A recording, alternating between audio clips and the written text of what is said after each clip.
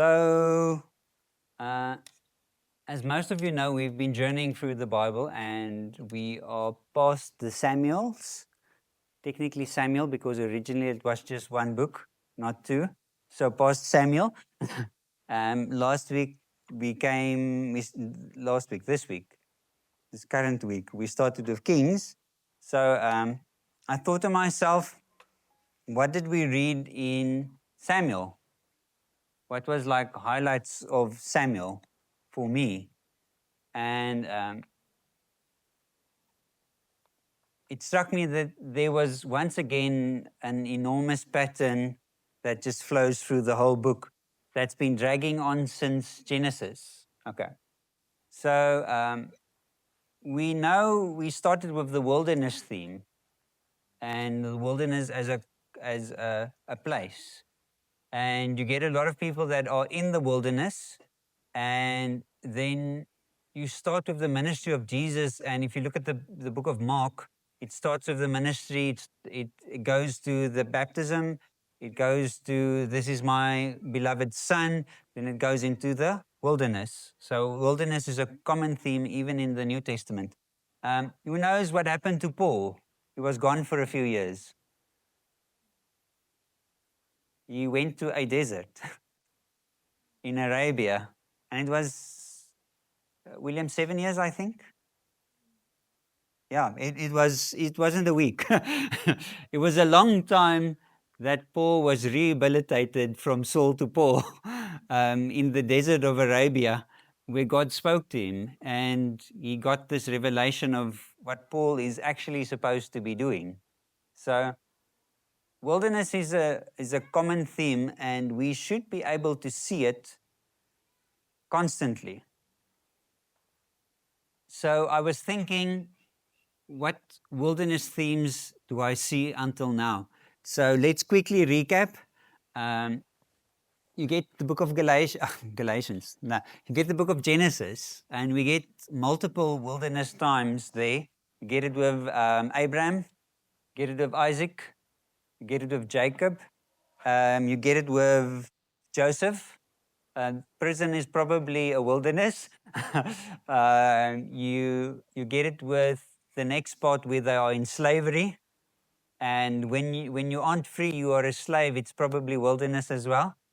And then you get proper wilderness, wilderness 2.0, the best wilderness you can, real wilderness. There's no spar or anything you can buy anything from. You're totally dependent on God. And then you get the next books. Now that's after Exodus. Now you get Leviticus, Numbers, Deuteronomy, wilderness. Then you come to the next part, Joshua. There but not there yet. That's what I call Joshua. They were there but not there yet. So they were in the promised land, but did they have the promise yet? There but not there yet. Because do you know that someone was in the promised land before them? Abraham. He lived there for a long time. And then they had famine in the land, and Abraham went away. And then his son Isaac was in the promised land as well. And so you continually have this thing about the promised land, but is it the promise? So the promised land isn't the promise until it's the promise. Okay? So you have the there but not there yet. Then you have the book of Judges. You have multiple wildernesses, wildernesses. These wilderness things. Actually, you have 12 of them. And then you get the book of, after Judges, you get the book of, who's been reading? A girly book. The book of Ruth. And that's a wilderness as well. Okay? So you see the wilderness themes constantly popping up. Now, when you eventually come to Samuel, do you see the wilderness theme again? Or when you read Samuel, you'll definitely see it multiple times coming. So in the first 3 chapters, you have Israel in the wilderness, even though they're on the promised land. Why would I say that? Because they don't hear from God anymore. They might be geologically stuck in the correct place. But spiritually, they're in the wilderness. They're not hearing God's voice. Let's recap Samuel, because I like recapping. So you have the first part of Samuel, and in Samuel you get specific themes. Humility, okay? Chefskis, that's a big theme in Samuel. So how would you get humility in the first 3 chapters? Okay, so the people are being led by Eli. Okay, so they're being led by, is he a good father? No, his sons are running amok and doing just what they want. And he's supposed to be the one that is representing God to the whole nation. And they get in this one fight, and during the fight, it's not looking good. So they say, let's go get the ark. Where do they get the Ark of Covenant? From a place called Shiloh, which means peace. So they take God's covenant from peace, the ark, they take it from peace to the battle. Interesting concept there, why the names are that. So they take it from peace to unpeace.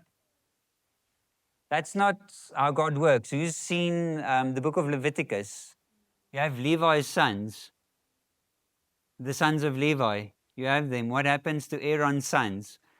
They don't react in the proper way that God said, this is how you react towards me, and this is how you represent me. And God does something. What does he do? We think that's harsh. He kills them. They are consumed. They are killed. Okay?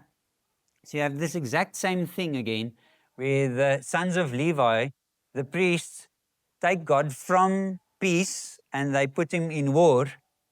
And you know the ark is lost?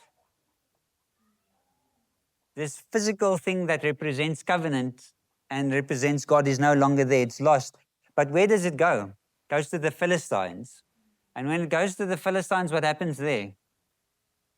That we have that whole thing of Dagon not being able to stand up, just falls down, they pick it up again, falls down, the head breaks off. It's like bad craftsmanship. Dagon's not that impressive. He's made in China. And they say this God thing's not working for us, and they get plagues and they die. And it's like, this ark's too dangerous for us. And they move it around between the Philistines. And this ark is just too dangerous. Everywhere the ark goes, people dies. That's weird. You'd think everywhere God goes, people live. Okay, so there's an underwritten holiness theme. He lives between a people that is his own choosing. He lives between the people that he has chosen. He's not a trophy. He's a God. And that's that pride thing, because pride is an interesting thing. We like to collect trophies when we are prideful. But he's not like that. So the plagues come, and after a while, the Philistines, they get really smart, and they say, let's ship him back. They send him back to the Israelites. They say, we can't handle this God you have. He's just too angry. And they are very excited, and they look upon the ark, and what happens when they receive the ark and they look upon it? A lot of them die as well. And you say, this is an interesting theme, but once again, we miss it. God resists the proud, but draws near to the... Okay, so this is the first thing you should see in the book, is this pride, humility thing. And as soon as we get this first little guy, Hannah prays this beautiful prayer, which is technically a prophecy for the future as well. She prays this prayer. And as soon as this promise comes, and it's little Samuel, she gives Samuel to God. You know how difficult that is, to give something that you've always wanted away. So we have this mother that starts this process of humility. And then you get little Samuel. Little Samuel grows up in the house of the Lord, and he hears the voice. You know, it's the first time in years that they are hearing the voice of God once again. And little Samuel grows up in the presence of God. And you know what they say about Samuel? Probably the most impressive sentence in the Bible. Nothing he said fell to the ground. Everything came true. Wow. That's interesting. And you'd think Samuel would be a prideful guy.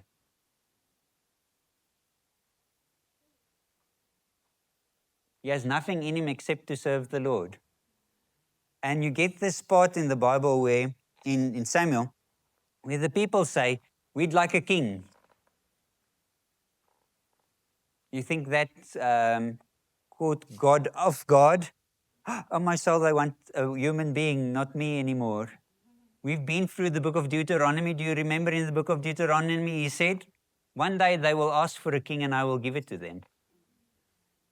It's nothing new. He understood that's how people work. You know, people need a middleman. Gideon, is a middleman good for business? Does a middleman make the product more expensive? Okay. So as soon as they get a king, things become expensive. You have to get taxes because that's what a middleman does. So they get taxes, and no longer does God rule them, but a man rules them.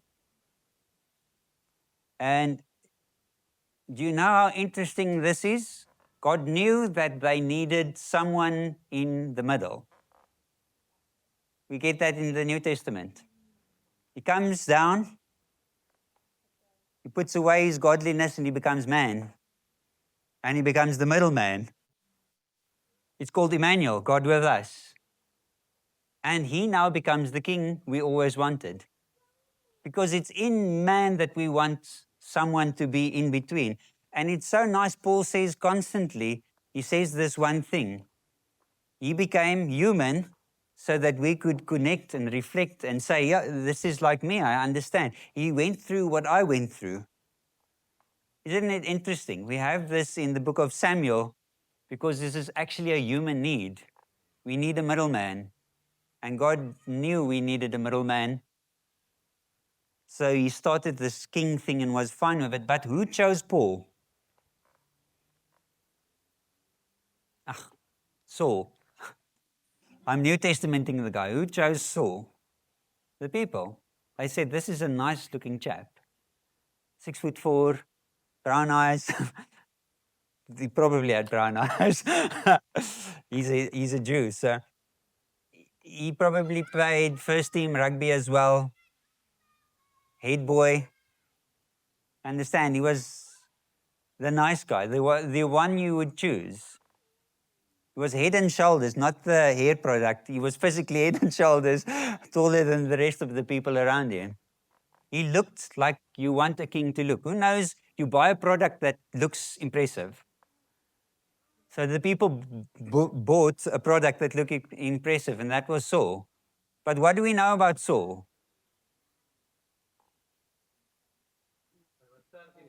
Hy was sterk en mooi. Hou nie baie lank nie. Doesn't last long just being pretty and tall and strong. But God uses him. And you know how amazing it is? Who knows that Genesis prophecy happens through that guy? I'll probably shock you. Let's go to 1 Samuel 11. I'll go to it on the computer. Is it there yet? Is it there? Okay. 1 Sam 11. Okay. So we get this part where Saul is deep fried. You know, they throw oil all over him and he's just in the presence of God. I call it deep frying because he is like a fire. Okay. So the first thing Saul does as a king, do you know what he does? He fights a battle of a specific guy, Nahash. Okay. Do you know how interesting this is? Have you ever read that Genesis account? And I will put enmity between you and the serpent, and you will crush his head and he will bruise your heel. Okay, let's quickly see what this name means, Nahash. I kid you not. Okay, so Nahash, this Hebrew word, Nachash, if you're very Hebrew, is the name of two people, and I'm just giving you some tense time. You'll see there The AV means it appears in the Bible 9 times. And of the 9 times it appears, the meaning means serpent. And the first king of Israel, chosen to represent Israel, crushes the head of the serpent. So it's interesting. This whole king thing just starts, and it starts really quickly. So it's this interesting theme. And the king will crush the head of the serpent. And Saul's a really nice guy. He had inner demons and turmoil, but he meant well. But things happen. Things happen when you're not the one for the job. Life becomes difficult. Do you know what happens? At one time, he chooses to do what he thinks is right, and he lets this one person escape. And God actually said, you must kill all of them. And Saul said, I'll do it my way. And Samuel is no longer little Samuel, he's now old Samuel. And old Samuel is heartbroken about this because he really liked Saul. He's like, he was good for us. And Samuel goes to Saul, and Samuel says to Saul, today, the Lord is finished with you. He will raise a new king, and you will no longer continue this line. And Samuel walks away, and as Samuel is walking away, he grabs the cloak as Samuel walks away, Saul runs behind him and grabs the cloak, and he tears a bit of the cloak off. And you know how interesting that is? It's part of a divorce ritual. When divorcing, you tear the cloak. You say, this is separated, we are no longer one. So then Samuel turns around and he says to Saul, you have been torn from this kingdom. The divorce happens. And Saul is in a wilderness. Right or wrong, we all are in a wilderness at some time. And it's this really difficult thing of being the king but not being the king. Being like a placeholder. Who's ever been a placeholder for anything? That's a horrible feeling. Not being good enough to be the one. That's a tough cookie to swallow. But Saul made his choices. And Samuel anoints little David. And who knows little David? Extremely excited, got out his little king costume and started to prance around on one of the sheep. You know that part in the Bible? He was not at all interested in being a king. And you'll see it too close to the end, he's still not interested in being a king. Have you read the beautiful things he said about Saul? May the Lord find favor upon the house of the king. May he be the king for generations and generations. So that's that interesting David-Saul counterpart. Now we have little David, he grows up. First he becomes a musician, then he becomes a giant slayer.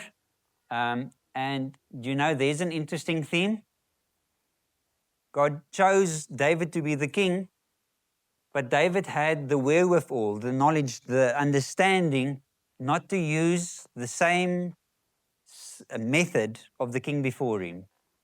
So he's now with Goliath, and this is this moment where he had to put on the armor. And he understood one thing.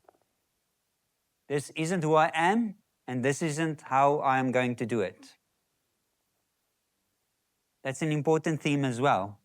When faced with doing something that you think is how it should be done, remember God created you in a specific way, and He gave you specific talents, and He made you to do it something in the way you should be doing it. Not how everyone else is doing it, not the normal way, the counter way. So this is his first time. Then Saul defeats the giant. When Goliath dies, David is promoted to like a general in the army of Saul, and David grows in popularity. Saul killed his thousands, David killed his 10,000s. That's not good for a king that knows he's lost the throne to hear.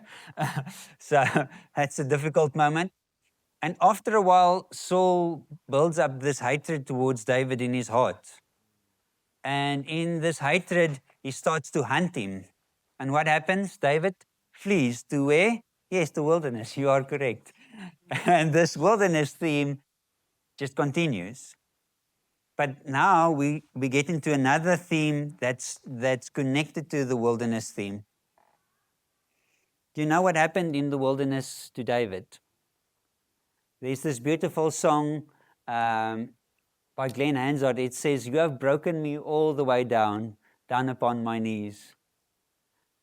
And it's this thing David went through. From this guy that liked everyone, was liked by everyone, and now the person he loved like a father is trying to kill him. Do you know why I say he loved Saul? How did he react when Saul was killed? You heard about Saul and Jonathan. It was heart-wrenching. It was heart-wrenching for him. Not just Jonathan, the nice guy, Saul, the crazy guy as well. And what happened when he found one of the family members of Saul and Jonathan after they were dead, brought them into his house and said, "You will live in my house." Do you know how stupid that is? Because now you're bringing an heir of a previous king into your own house.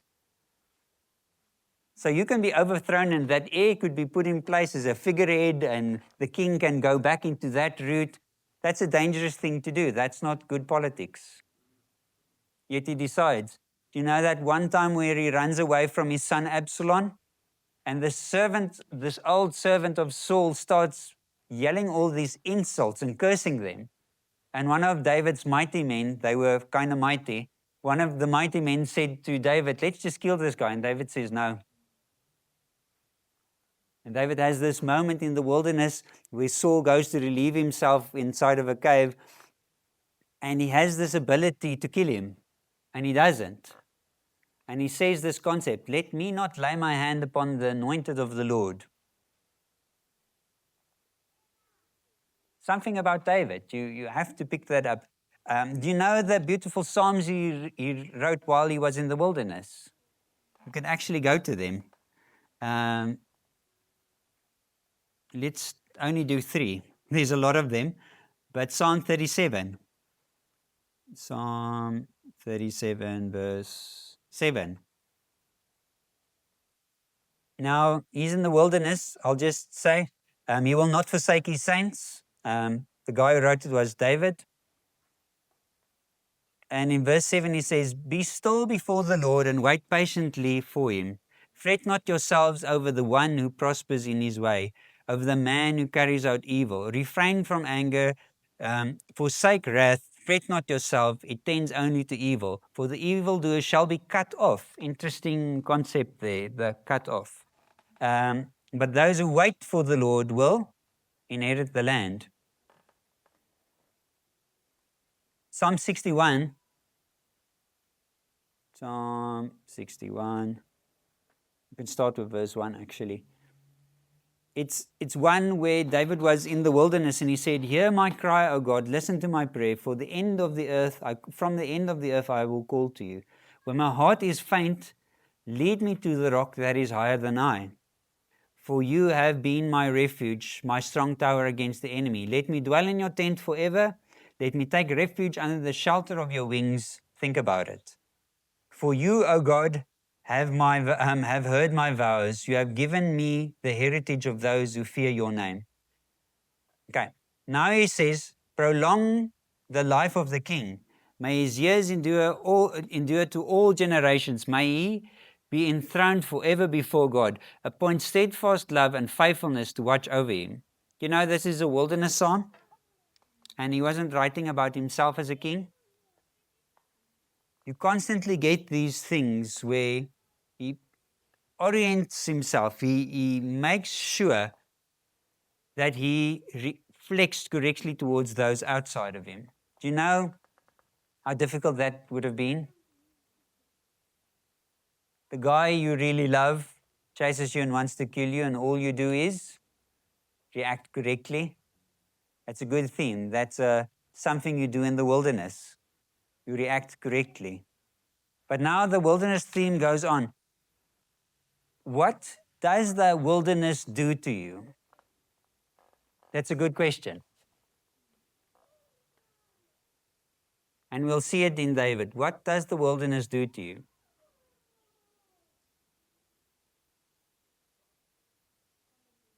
It?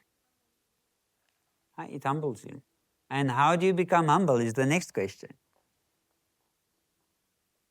That's a really good question, huh? How do you become humble? You fast for 40 days. If it was that easy.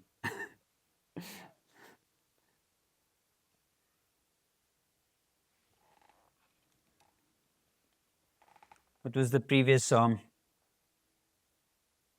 Be still before the Lord and wait patiently for him. Fret not yourself over the one who prospers in his way, over the man who carries out evil. Okay, so that's the first one. So 38. You can go to that one as well. So I'm too far now. So 38.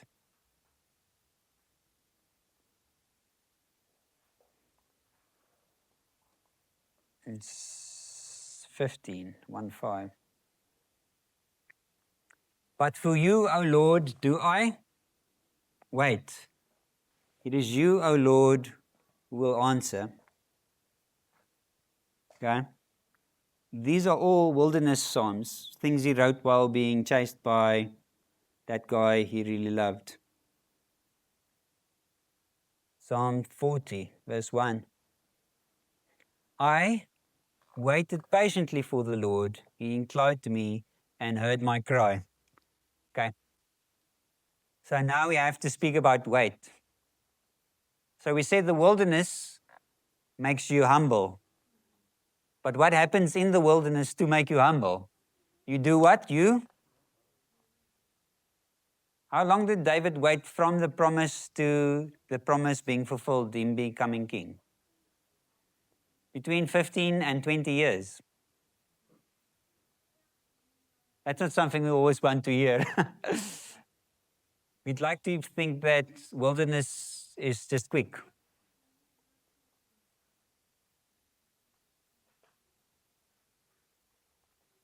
So when Samuel anointed him, the smart guys said he was anything between 10 and 15 years old. And when he became king, he was probably 30 years old. That's a long while. So that's a beautiful theme you see in the book of Samuel. The wilderness does something to you. It breaks you or it humbles you. There's a slight difference. Sometimes the humbling process feels like it's going to break you.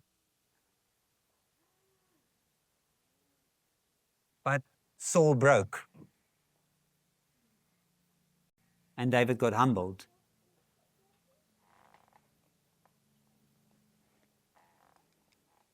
Let's end on this. Waiting is a key part of the tools you need for humility. Okay. Much of God's process in shaping David was in the wilderness. Okay, so that's pre becoming a king. That's when he looked after the sheep. That's wilderness as well, because he wasn't much favored. Okay, so that's wilderness. And then he had this short stint of being the man of the hour. And then it was wilderness once again for a lot of years. And do you know what happens in the wilderness? I think Leroy said it. It's an interesting thing that in a low place in your own life, God surrounds you with people who need you. In a low place in your own life, God surrounds you with people who need you.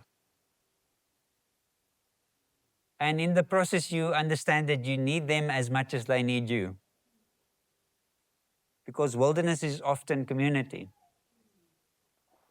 It's not aloneness.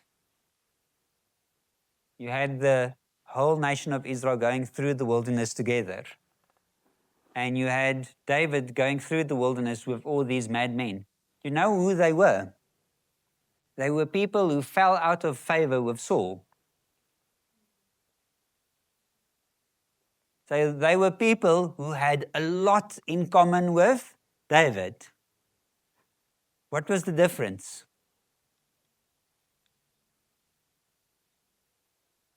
David responded differently. He did not want to kill Saul.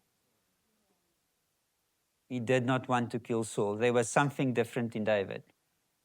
He responded always according to the law. It's an interesting thing. And he was surrounded with people, and he could see all that Saul did that was bad, but still he reacted correctly and said, let me not put my hand upon the anointed of the Lord.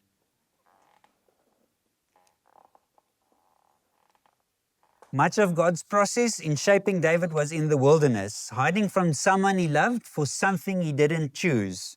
You know, he didn't choose to become king. It just happened to him. It would have been one thing if it was his choice. That would have been easier, more self-explanatory. David could have said, no, I brought this upon myself. No, David had to say, no, the Lord brought this upon me. He chose me. I'm now in this situation. But do you know what happens when God chooses you and you don't choose yourself? Because Saul chose by himself, but what happened to David? God chose. And David submitted to God, but what happened? Whatever God puts in your way, you will be able to handle. Not the same for Saul. Whatever Saul put in his own way, he was not able to handle. But when God chooses you to do something, not like anyone else, He will give you the ability to handle it.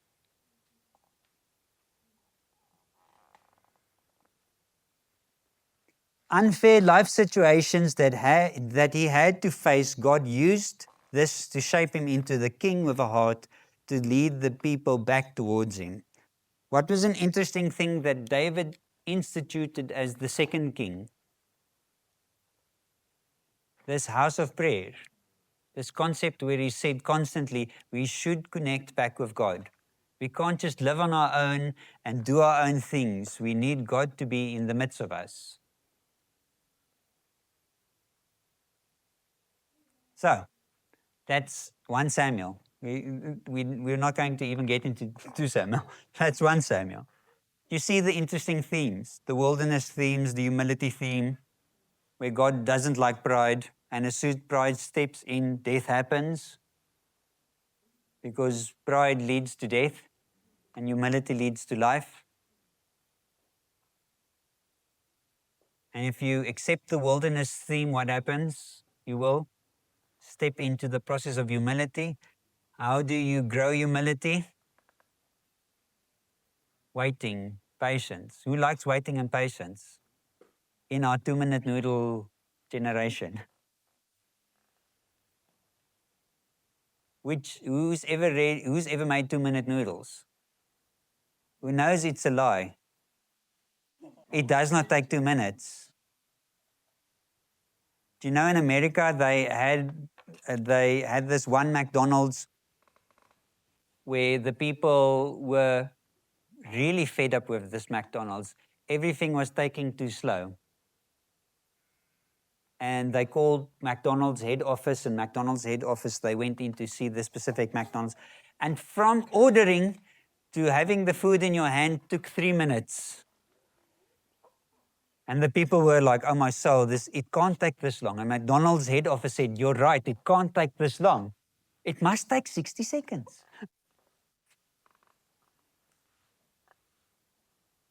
So growing up in a culture and a cooking pot like this, waiting is more difficult than ever. Being patient is more difficult than ever because we have everything stacked against us. Who's become irritated when you get on your phone and the internet is slow? Or this email doesn't download, it just that wheel of torture turning around.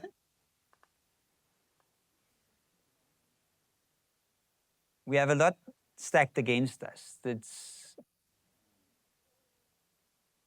more than ever, the devil is trying to make weight a bad thing.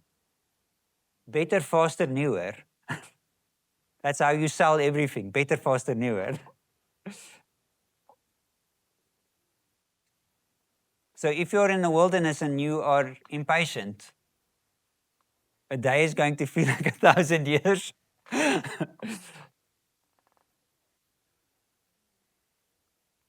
Because God's day looks different than our day.